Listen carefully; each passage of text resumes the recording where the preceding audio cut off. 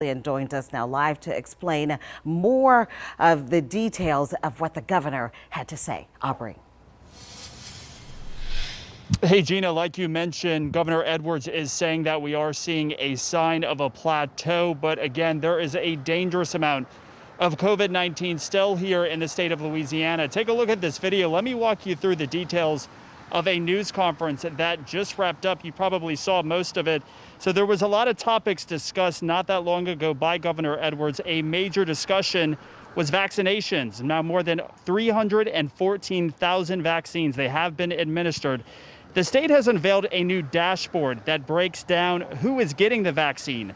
Now, Governor Edwards says that vaccine providers, they're not exactly tracking accurate information when it comes to race. Now, when classifying the races that are getting the vaccine, roughly 36% were marked other and about 20% were marked unknown. Edwards says this is a problem.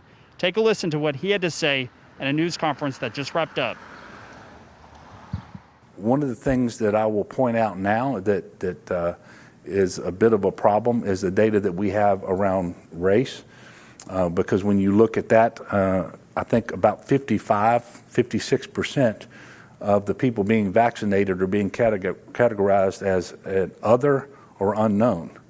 And so clearly that's not the case. And so we're going to make every effort to ensure that the enrolled providers who are administering vaccine are accurately, completely, and timely submitting data to us via links where that picture clears up. Because quite frankly, we don't really know what's happening there when it comes to vaccination by race. And one of the things that we're focused on here, not just with respect to vaccinations, but overall, is equity. That's why we formed the Health Equity Task Force. So we will be making sure that information is better represented going forward, and we'll get that fixed.